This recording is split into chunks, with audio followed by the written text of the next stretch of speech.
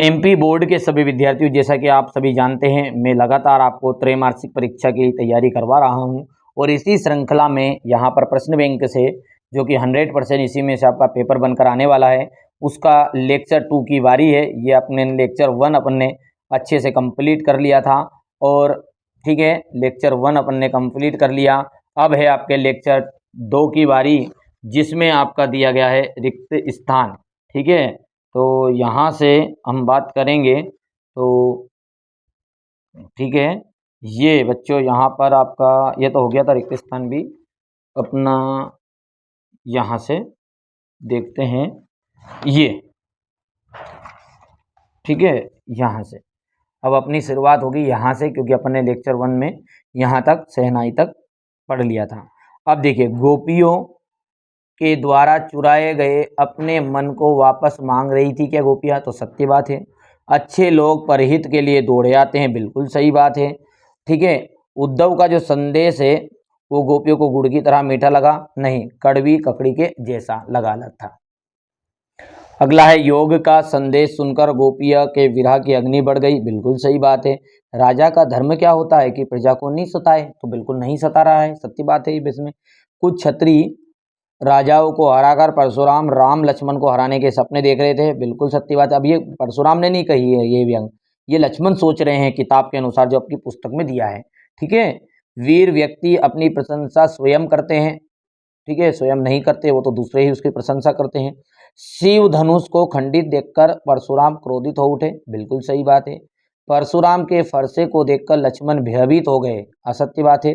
रामचरितमानस, रामचरितमानस महाकाव्य है, तो रामचरितमानस क्या है? एक महाकाव्य तो ही है। ठीक है, अगला क्या है? दृश्य काव्य में अभिनय तत्व प्रधान होता है, सत्य बात है। मात्रिक छंद में मात्राओं की गिनती निश्चित होती है क्या? तो मात्रिक छंद में मात्राओं की ही गिनती करते हैं और वार्णिक छंद में गण का बहुत महत्व होता है, बहुत ज्यादा वर्णों की गिनती करते हैं उसमें, तो है ना, पर गण का बहुत महत्व होता है। 7 अंग होते हैं क्या? नहीं, 4 अंग होते हैं, स्थायी भाव, संचारी भाव, विभाव और अनुभाव। जहां अलौकिक आश्चर्य का भाव उत्पन्न हो वहां विभत्स रस होता है, तो ये है आपका अद्भुत रस। ठीक है, अब मैंने इतना तो आपके लिए भर लिया था बच्चों, चलिए आगे बढ़ते हैं। गद्य कवियों की कसौटी है, तो निबंध गद्य की कसौटी, बिल्कुल सत्य बात है ये। ठीक है, सत्य या सत्य है, तो बिल्कुल ये सत्य बात है। और ये कथन कहा था आचार्य रामचंद्र शुक्ल ने। ठीक है, कैप्टन चश्मे वाला आजाद हिंद फौज का सिपाही था, ठीक है, असत्य बात है। वहाँ एक लंगड़ा बूढ़े चश्मा बेचने वाला था।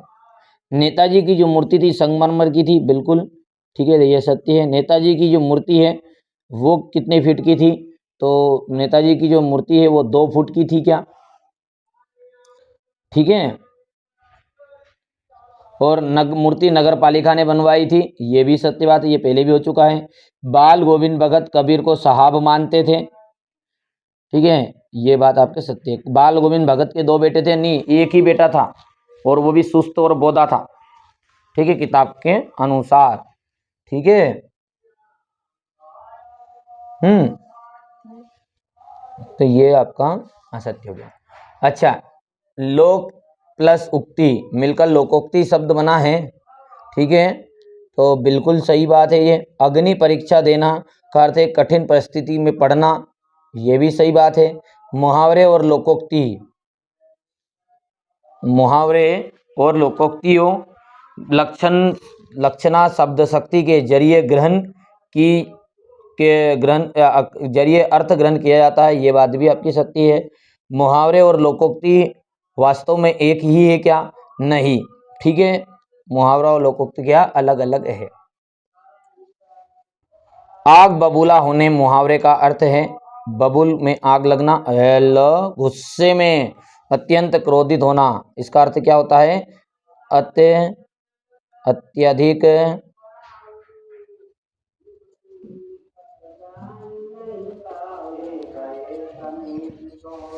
अत्यधिक क्रोधित होना। बचपन में भोलानाथ का अधिकतर समय अपने पिता के सानिध्य में गुजर जाता था, बिल्कुल सही बात है। ठीक है, तारकेश्वर नाथ ही भोलानाथ थे, ये बात भी सही है, क्योंकि ये प्रश्न घुमा फिरा कर पूछता कि भोलानाथ का असली नाम, ये बात है। भोलानाथ को मैया की गोद में से निकलकर बाबूजी की गोद में शांति मिली, ठीक है, ये बात आपकी असत्य, क्योंकि सांप से डरे थे नहीं तो माता के आंचल में जाकर ही छिपे थे और वहीं उन्हें अच्छी असली शांति मिली थी। अब है सही जोड़ी, ठीक है। देखिए परशुराम के गुरु कौन थे, तो यहां से अपन परशुराम के गुरु यहाँ पर कहाँ दिया है, शिव,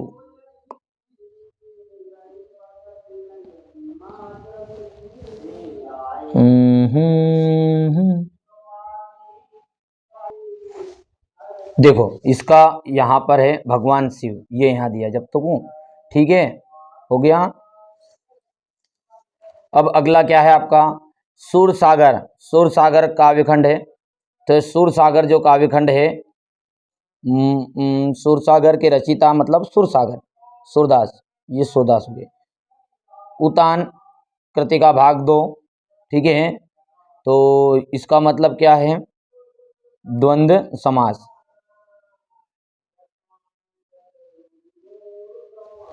उतांत का क्या आ जाएगा यहाँ पर, ये आप थोड़ी देर से देखते हैं। भोलानाथ का यदि हम बात करें तो भोलानाथ का असली नाम आ जाएगा तारकेश्वर नाथ, ये हो गया। पान वाला क्या था, खुशमिजाज आदमी था, ठीक है, और आपका आ जाएगा बाल गोविंद भगत विधा, ठीक है, तो बाल गोविंद भगत की जो है ये आपकी विधा है, यहाँ से रेखा चित्र है, ये हो जाएगा आपका पांचवा हो गया, छठा ही है। सुदामा चरित्र क्या है, एक खंड काव्य है, और रामचरितमानस जो है आपका क्या है, महाकाव्य है, ठीक है। तो यहाँ पे नहीं दिया महाकाव्य, इधर है क्या, कहाँ दिया महाकाव्य भैया,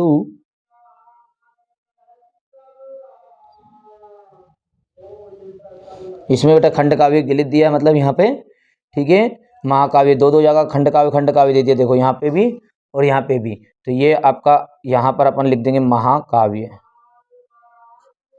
तो ये हो जाएगा आपका 8वां, हो गया। अब अगला बच्चा क्या है, माता पिता,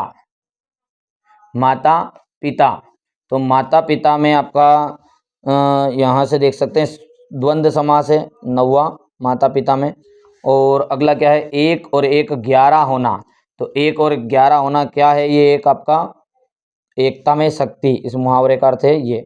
अब बच्चा क्या है आपका उतान, बच्चा है उतान, स्क्रीनशॉट ले लो पहले तो आप ये, क्योंकि उधर के पेज में नहीं तो दिक्कत आ रही है। उतान का आ जाएगा बेटा यहाँ से पीठ के बल लेटना, तो उतान वाला कौन से नंबर का था, ये 3रा, ठीक है, हो गया, कोई दिक्कत नहीं है। चलिए अगला क्या है हमारा कि सूर के पद, ठीक है, ये तो बेटा ये बताया गया कि काव्यखंड से लिया, कृतिका भाग 2, तो ये आपकी जोड़ी में नहीं आएगा एग्जाम में है, ये जो ब्रैकेट में लिखा ना ये नहीं आएगा कहीं भी।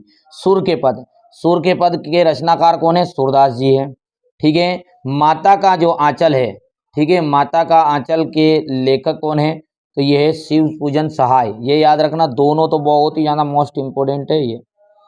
कैप्टन चश्मे वाला, ठीक है, कैप्टन चश्मे वाला, प्रतिमा पर चश्मा। रस के जो अंग होते हैं वो 4 होते हैं, ये भी अपना हो चुका है पहले ही, तो रस के अंग होते हैं 4। लोकोक्ति को कहते हैं लोगों द्वारा कहा गया कथन, ठीक है। आम के आम गुठलियों के दाम, इसका मतलब है दोहरा लाभ। अब अगला देखिए, अगला क्या कह रहा है हमारा,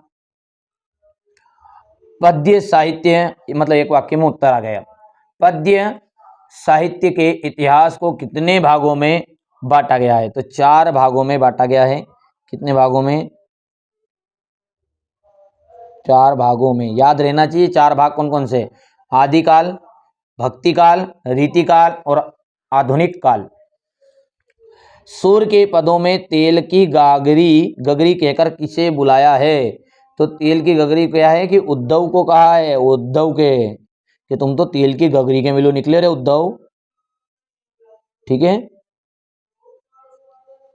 गोपियों के अनुसार राजा का धर्म क्या है? प्रजा को सताए बिना उनकी रक्षा करना। तो यहां लिख दूं मैं, प्रजा को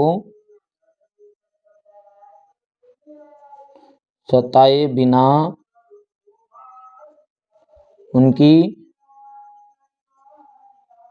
रक्षा करना। सीता स्वयंवर में राम लक्ष्मण किसके साथ आए थे? ठीक है, तुम्हारे साथ गए थे, कह रहे नहीं गए? नहीं, तो गुरु विश्वामित्र के साथ, विश्वामित्र गुरु के साथ। भगवान श्री राम ने किसके धनुष को तोड़ा था? तो शिव के, यानी कि भगवान शिव के। ठीक है। अब रस किसे कहते हैं? रस की परिभाषा याद की नहीं याद है? कि काव्य को पढ़ने में, सुनने में, देखने में जो आनंद की अनुभूति होती है उसे रस कहते हैं। बोल रहा हूं मैं, इतना बड़ा लंबा चौड़ा लिखने की जरूरत नहीं है। कि रस किसे कहेंगे? कि किसी काव्य को सुनने में, देखने में, पढ़ने में जो आनंद की अनुभूति होती है उसे रस कहते हैं। अनुभाव किसे कहते हैं? अनुभाव ये है कि बाहरी शारीरिक चेष्टाओं को, ठीक है, बाहरी शारीरिक चेष्टाओं को, जैसे अपन हंस रहे हैं, कांप रहे हैं, रो रहे हैं, तो ये को कहेंगे अनुभाव। रस के अंगों के नाम बताइए। तो रस के अंग होते हैं चार, चारों के नाम याद होना चाहिए। स्थायी भाव, संचारी भाव, बोल रहा हूं मैं, ये मैंने उधर भी लिख भी दिया कहीं ना कहीं, ये देखो ये बताया था मैंने। चार अंग होते हैं, चार के, संचारी भाव, स्थायी भाव, ठीक है, विभाव और अनुभाव। संचारी भावों की संख्या कितनी है? ये भी, ये सारे के सारे मोस्ट इंपोर्टेंट है ये, ठीक है। संचारी भावों की संख्या कितनी मानी जाती है? 33। स्थायी भाव कितने होते हैं? स्थायी भाव, स्थायी भावों की संख्या होती है 10। विभाव किसे कहते हैं? ठीक है, जो स्थायी भावों को जागृत करे उन्हें कहते हैं। स्थायी भावों को जागृत कराने वाले कारकों को क्या कहते हैं? उन्हें कहा जाता है विभाव। ठीक है। रिपोर्टाज जो है किस भाषा का शब्द है? तो फ्रेंच भाषा का शब्द है ये, फ्रांसीसी भी बोल सकते हैं या फ्रेंच भाषा का शब्द है। उपन्यास का सम्राट किसे कहा जाता है? याद रखना, ये पहले भी आ गया है। तो उपन्यास का सम्राट है मुंशी प्रेमचंद को, मुंशी प्रेमचंद को। नेताजी की जो मूर्ति है वो किससे बनी थी? नेताजी की जो मूर्ति थी संगमरमर के पत्थर से, संगमरमर। दिल्ली चलो का नारा किसने दिया था? नेताजी ने, सुभाष चंद्र बोस ने, सुभाष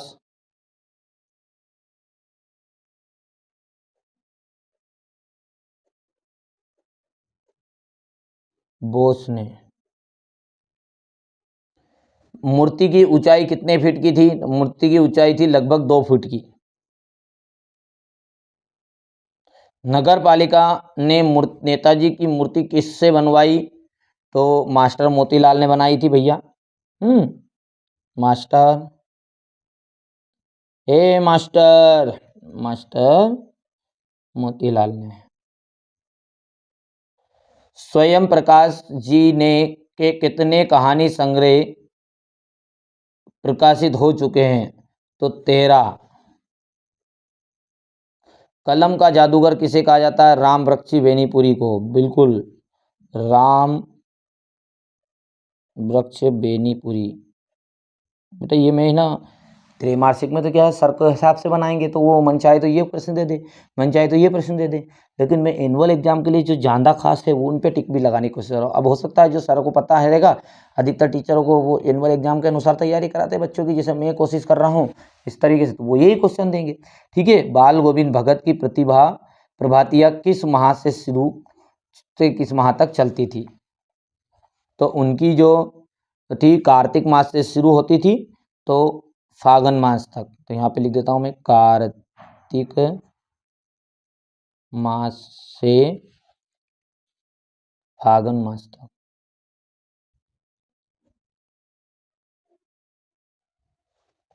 फागुन मास तक। दो स्वरों के आपस में मिलने पर कौन सी संधि होगी? तो उसको कहेंगे स्वर संधि।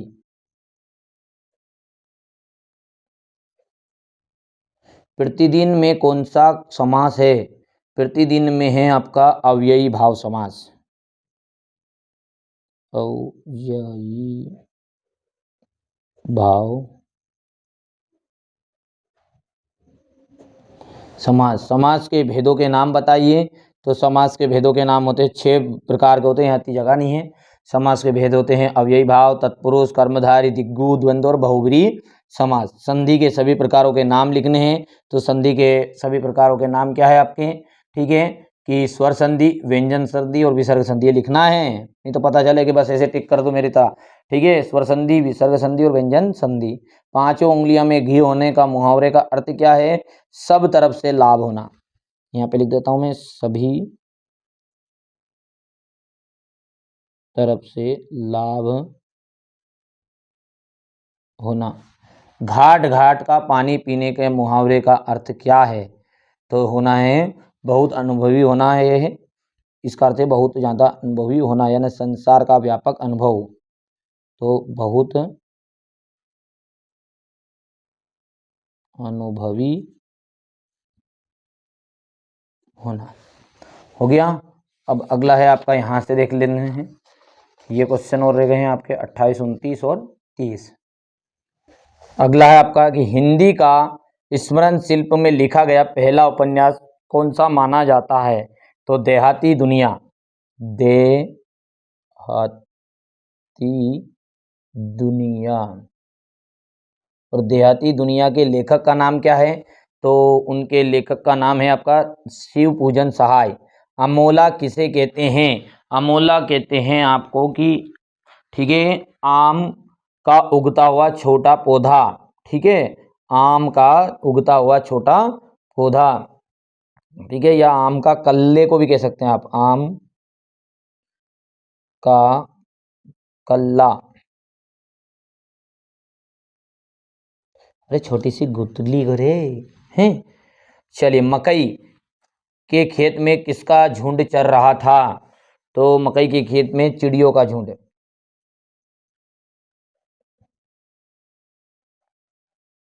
चिड़ियों का झुंड। भोलानाथ और उनके हम उम्र मतलब उसके दोस्त जो थे, वो चबूतरे को के एक कोने को क्या बना देते थे, ठीक है, एक कोने को बताते थे नाटक घर। नाटक घर। भोलानाथ ने के बाबूजी की नहाने वाली चौकी किस काम आती थी, तो उनकी जो चौकी थी वो बारात के स्वागत के लिए, ठीक है, तख्ती का काम कर रही थी। तख्त का, तख्त, या फिर बारात के स्वागत के लिए जो नाटक बनाते थे नहीं वो, उनके लिए, ठीक है, उनको मतलब स्वागत के लिए नकली सिंहासन बोल सकते हैं या मंच बोल सकते हैं, इस तरीके से। अब बच्चों यहाँ से जो क्वेश्चन नंबर 2 है, ये देखो, यहाँ से 2 अंक के क्वेश्चन आंसर शुरू हो गए। ठीक है, ये क्वेश्चन नंबर 7, 8, 9, 10, बिल्कुल निश्चिंत रहो आप। तो यहाँ पर आप इतनी चीज़ें क्लियर हैं पक्का। तो मैंने यहाँ से आपको देखो, अभी तक 2 लेक्चर हो चुके हैं। कितने लेक्चर हो गए हैं, 2।